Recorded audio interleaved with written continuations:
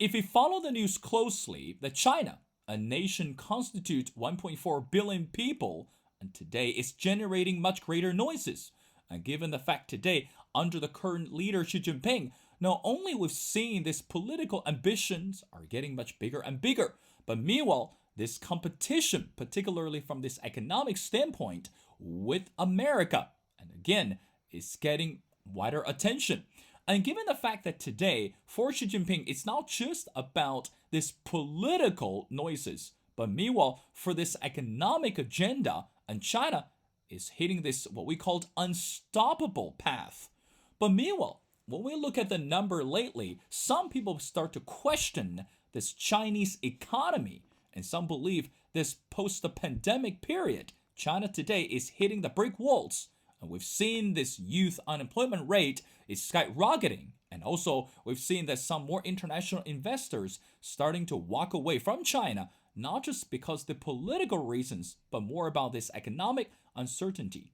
Maybe we're too negative today, but meanwhile, according to some experts, that China today is not only, again, looking at this economic projection carefully, but also is not about this bad news. As a matter of fact, that China it's actually growing in this much greater and healthier way.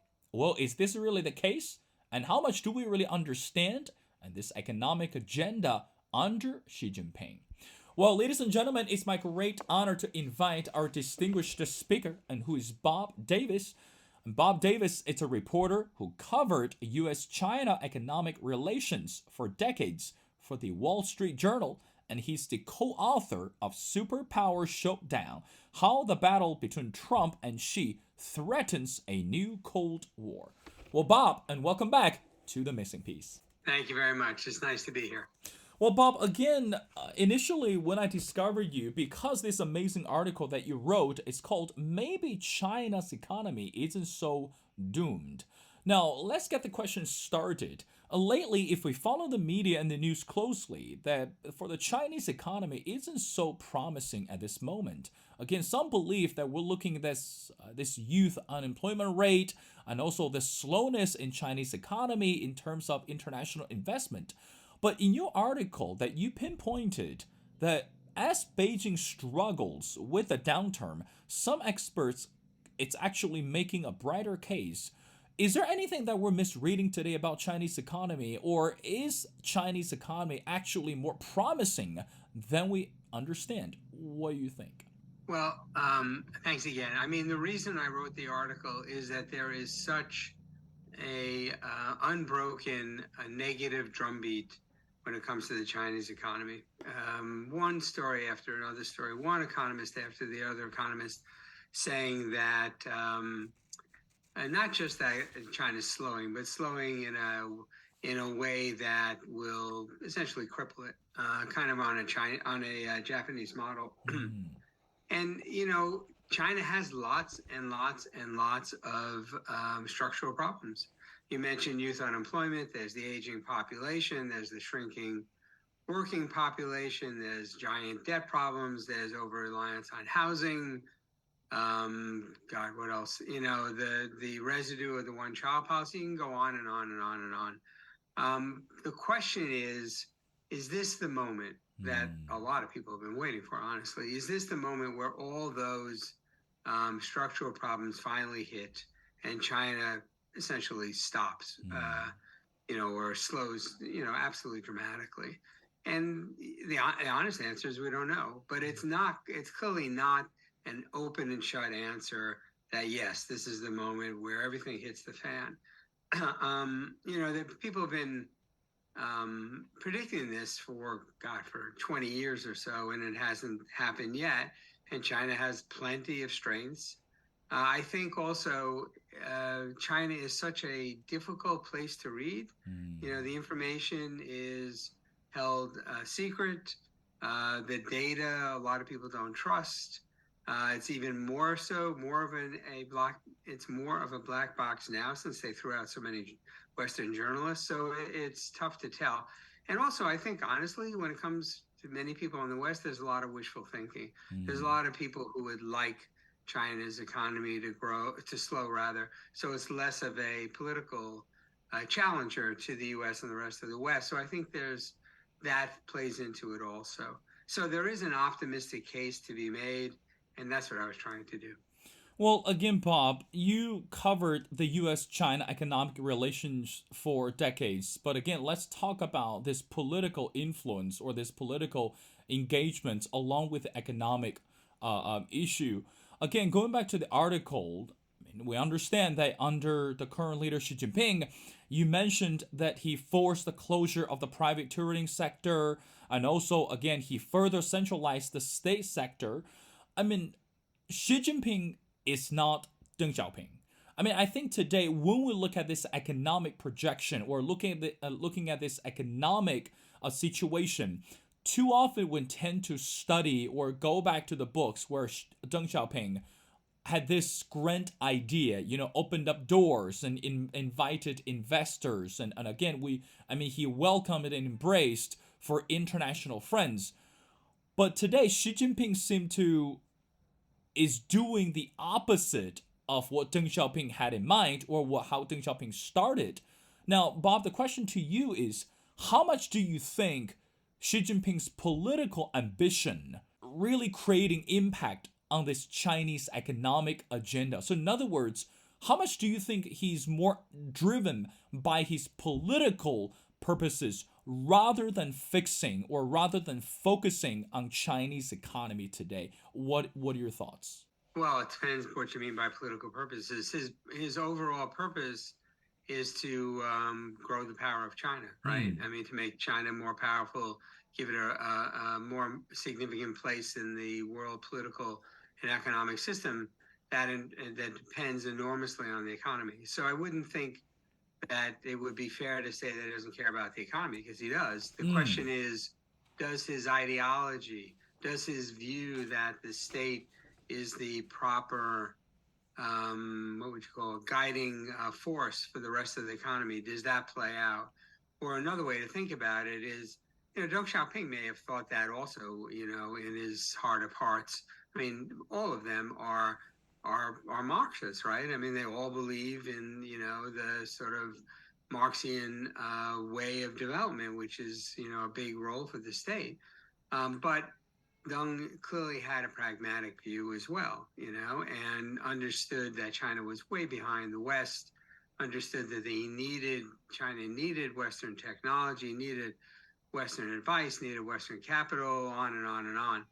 Xi Jinping, I think if we divide it into political and economic, on the political or ideological and economic, on the political ideology, I don't see any particular change. I mean, I think he is, as you describe, a surprisingly hardline Marxist, surprisingly, given, his family history of being persecuted during the Cultural Revolution. But that's what we found that he is. The question is, when it comes to the economy, does that ideology of the state as the leadership force, the concern that capitalists like Jack Ma and others of that sort pose, in theory anyway, or potentially, I suppose you would say, a political challenge, as happened in the Soviet Union, right? Or has happened in Russia, the oligarchs and so on. So is he worried? Does he look at Jack Ma and company and see them as potential oligarchs, as Russia is today? The answer is probably, but I think he also has begun, or the question is, has he also begun to see that he's frightened too many people? As you point out, foreign investment in China is sinking. The talk among companies, big Western companies in China, is not necessarily leaving China, but not expanding in China, looking for a way to diversify. There's 100 different ways of describing diversification. You can call it de-risking, you can call it decoupling, but in any event, it's China, for the Western investor, China isn't the place that they thought it was 5-10 years ago. So can they course correct? That's the question. There is evidence that they're trying to, that they have sent signals out that the purge of big companies is over, and that they recognize their debt problems. They recognize the problems that they have in invest in interesting Western capital. But there are contrary signals as well, right? I mean, he seems to be starting to crack down on Mm, Foxconn, which is a way to crack down on Apple, or to at least make the West realize that one of the most significant Western companies is enormously vulnerable in China. mm, So it's an open question, but it's a question. It's not an obvious answer, which I think is too many people have jumped to the conclusion that he's a hardline Marxist. He can't, his ideology blinds him to everything else. I don't think that's an obvious answer. And again, the article was meant to say there ought to be a debate on this. Don't be so sure that you know what's happening in China. No one ever really particularly knows what's happening in China. And keep open to the idea that China may squeak through. I mean, the big, real, genuine debate, everybody knows China is slowing, right? It's not going to grow at 10%. No big economy can grow, endlessly at 10%. It's just impossible. So I mean, the Chinese premier has set the goal of around 5% growth, right? I mm, mean that is still significantly less than it had been. The question really is, does it go down to 2%, 3%? mm. This kind of growth rates that America and other Western countries have, and does it do it in a kind of slow glide path? In X number of years, you get down to 2 or 3%, or does it happen now, Mm, immediately? So in the U.S., for instance, 3% growth would be considered great. mm, In China, if they're planning for 5.5% growth, and you only manage half of that, you got a big problem, right? I mm. mean, that means you're not employing all the people you think you're employing. It means you've overproduced. You have too many loans out there that aren't going to be paid off. So a big problem. So that's the real question.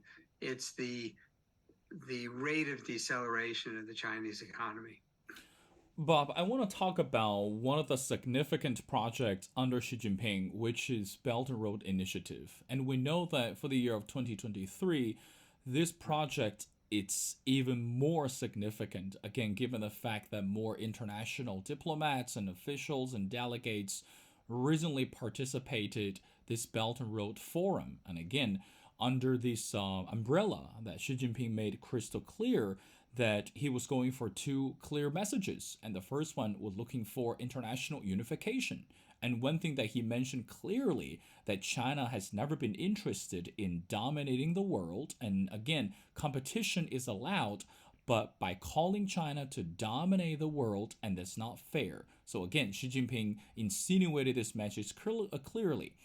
And the second thing that Xi Jinping he also made it crystal clear is he believed international partnership. So in other words, China is not the only country who can shoulder the much greater responsibilities. So China needs help. But now, on the counter argument side, some people say that this Belt and Road Initiative started to see more cracks and turn into what we called debt trap.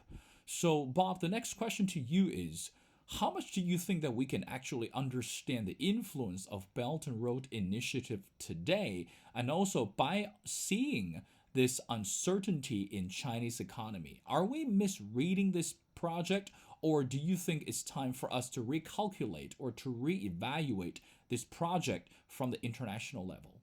I think the Belt and Road was his, quite brilliant, honestly. Strategy to well, for a couple of things. One, to exert Chinese power much Mm, more broadly around the world. Also, to deal with the Chinese overproduction, right? I mm, mean, generally speaking, they don't hire local companies. mm, They bring in Chinese companies, Chinese workers, and it's a way to deal with the overcapacity, which has been a problem nagging at China. Also, a friendly face to China. This is loans for infrastructure, where the World Bank had gotten kind of away from infrastructure lending into a lot of kind of socially useful lending that honestly, a lot of the poorer countries didn't really want. What they wanted were roads and bridges and power plants and Mm, things of that sort. China is very good at building those things. I think what has happened, and also it seemed a way even to peel away some European countries. mm, But what's happened is that there's been any number of examples of China making loans, countries not being able to pay the loans. They are on the hook to China. Sri Lanka is the clearest example where China wound up with a port, control of a port.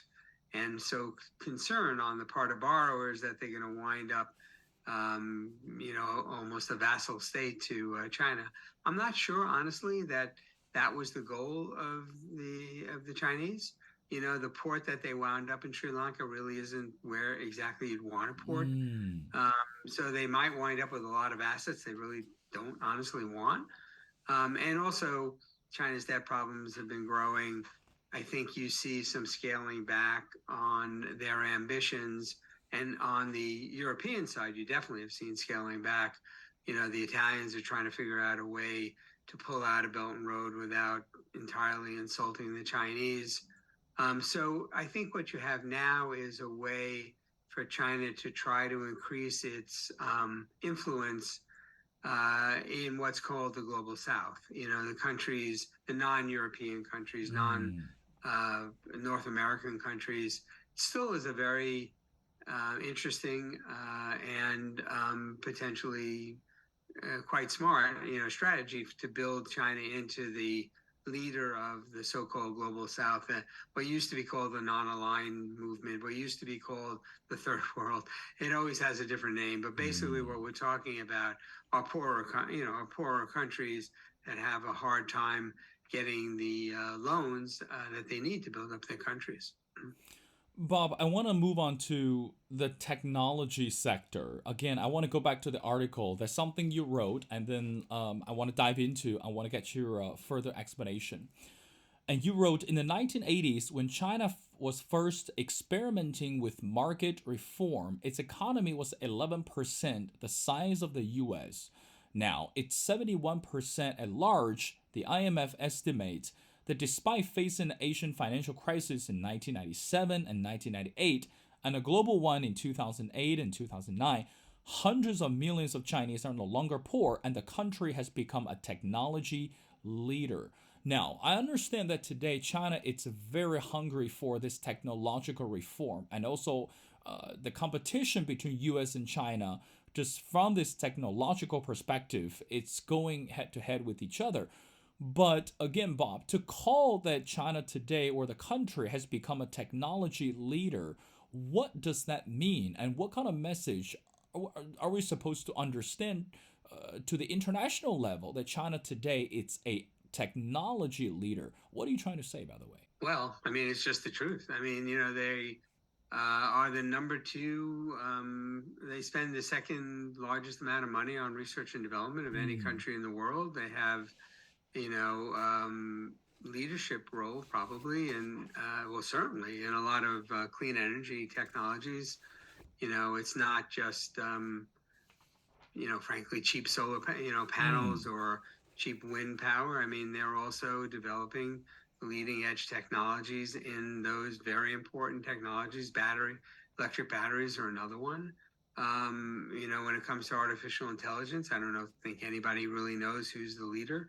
Probably there are, leadership, in the various segments of it. There's probably, different leaders, but they are a significant player. I mean, I think from the U.S., I think I know from the U.S. perspective, and increasingly from the European perspective, they're concerned about that, right? I mean, the technology is the way forward on economy and also on the military. So, I mean, from the U.S. perspective, what they try to do is limit the leading edge technology that goes into China, and frankly, I believe hobble the ability of China to catch up in that area. Now, catch up doesn't mean what it used to mean. Catch up, I mm, mean, China was so far behind, such a poor country. A mm, catch up might mean, um, gosh, when it comes to semiconductors, making the most elemental semiconductors, having any semiconductor capacity at all. Now it means catch up, meaning at the very, very edge, leading edge, catching up and surpassing, the others. There's a lot of very smart Chinese people, and there's a lot of money that goes into it. I mean, one of the interesting questions really is, I mean, I think the U.S. has always believed, and I think most Americans, as divided as this country is, and it is sadly really very divided. I think most Americans, if you ask them, will say that they believe that individual freedom is absolutely essential to economic growth and everything else that's good. Now, different Americans will define individual freedom very differently. I mean, it's one of the huge divisions within this country, but there is a belief in just the absolute essentiality of individual freedom. Well, in China, you don't have that, right? I mean, you might have the ability to make money in markets and so on, but is the ability, to think what you want to think, do what you want to do, say what you want to say, essential to economic growth? I mean, Americans always thought that was the case. China has always been the counterexample of that. Maybe it's not. Maybe there's another way of becoming the global technology leader. I mean, it is one of the great unanswered questions and one of the great challenges of the century. Bob, two more questions before letting you go. Now, let's talk about another piece of reality. Again, briefly, you mentioned that today U.S. is clearly standing at the crossroads, and when we look at this political perspective, and we know that from the Democratic side and also from the Republican side, even from the third party perspective, that everyone is eyeing for the 2024 presidential election. Again, we've seen debates and we've heard candidates, throughout the countries and campaign, and of course that China, one way or another, eventually will come into the picture. Again, this is something that this candidates or the qualified candidates they have to deal with, and they have to offer this something more tangible to the American citizens. Now, Bob, the next question to you is, how much do you think that matters today when the candidates or the potential candidates truly understand the challenges between U.S. and China? I mean, again, we've seen a lot more higher officials from the U.S. side, pay the visit to China and also met up with Xi Jinping. We've seen the media reports. But again, when it really comes to tangible solution, practical friendship, how much do you think that it's a requirement for the person to understand the challenges and the friendship, and most importantly, how to move on between the two countries for the bigger picture? How significant is that at this moment? Well, in a policy way, it's enormously significant, right? I mean, the U.S., Biden and his advisors, and I think Trump and his advisors too, have said that China is the greatest challenge to the United States in this century. However, there's a big however there. That may be the case, but what do we have now? So China is, the biggest long-range challenge. We have, an incredibly brutal war in the Middle East, Israel and Hamas. We have an incredibly brutal war in Ukraine, Russia and Ukraine. That's what's taking people's attention, right? So China is, down the list of concerns when America's concerns. And I think it's probably part of the reason that things are not quite as bad as they were between the U.S. and China, say, 4 or 5 months ago, probably. One of the surprises so far in the Republican primary is how little a role China has played. I saw an ad about, I think it was DeSantis against Nikki Haley, the former ambassador. I think it was from him. Anyway, accusing her of, cozying up to China because as governor of South Carolina and as every governor in the United States, they sought foreign investment, including from China. So now that's being thrown, up in her face. Who knows? I don't think that matters as much as people would say. I mean, if the election comes down to Biden versus Trump, which probably it will, China will probably play a role. But they, largely agree on China as the longest the biggest long-term challenge. They'll have different proposals. Trump's proposals, God knows what he'll propose, but I mean, in terms of what he proposes and what he might actually do, there could be a large gap. I think China also plays, particularly for Trump, actually, and for Trump supporters, a symbolic role too. When I talk to workers, and this may have changed, but when I talk to workers in factories that have been impacted by Chinese competition, the first thing out of their mind and out of their mouth is not, something negative about the Chinese. That it's not at all. It's something negative about their bosses. Their bosses sold us out. Can you believe it? Sold us out. And so it becomes a symbol of elites defined as pretty much anybody but yourself. Elites turning their back on people like me. So it isn't. It's always interesting. If I ask a worker in one of those situations about China, sure, they'll say something negative, but only if I ask, only if I press them. Without me pressing, without me asking, the part about their bosses, that comes up, all the time, unbidden. Well, you know how generous the boss could be, and also, of course, how sometimes the boss can be very cruel. But anyway, I want to wrap up our conversation, Bob. Want to go back to your book. Again, last time you and I we had the conversation regarding your book. It's called Superpower Showdown: How the Battle Between Trump and Xi Threatens a New Cold War. But again, as we mentioned before, we don't know who will be the next president for America, but we know that Xi Jinping is not going anywhere. So how much do you think that by seeing the next president for the US and also for this brand new economic political strategy under Xi Jinping, that it's possible that we could avoid a new Cold War? Or is it still too early to tell that for us to understand a new Cold War, it's always on our mind, or it's always a topic for us to discuss? Your final thoughts. No, it's always a topic. I mean, I think we're over the edge to, being involved in a new Cold War. That's very different than the last one. But I think the U.S. and China see each other as adversaries, not just competitors. One thing I just throw into that Biden, Trump, Xi Jinping triumvirate, the heart attack question. Li Keqiang showed us just the other day, things can get upended very quickly. You're dealing with three very old men, right? Three of them, no one's health is guaranteed. So one should factor that in as well, that there's always, a health component to all of this, and that might shake up things in ways that we never thought about. Well, you're right, Bob. Again, right now, when we look at China, we look at US, and look at any countries around the world, I guess number one is the word uncertainty, and number two is ideal partnership. And again, when we look at the war in Israel and the war in Ukraine, and surely we need more international partners instead of having these international foes or international enemies.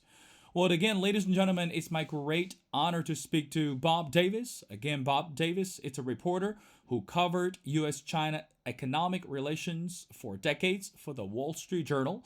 And I strongly encourage everyone go online and check out his new book. It's called Superpower Showdown: How the Battle Between Trump and Xi Threatens a New Cold War. Well, Bob, thank you so much for your time. It's always been a pleasure, and we really appreciate your insights. We'd love to have you back on the show as we continue to pay attention to this economic relationship between China and the U.S. So thank you so much for doing this. Thank you. Nice to be here.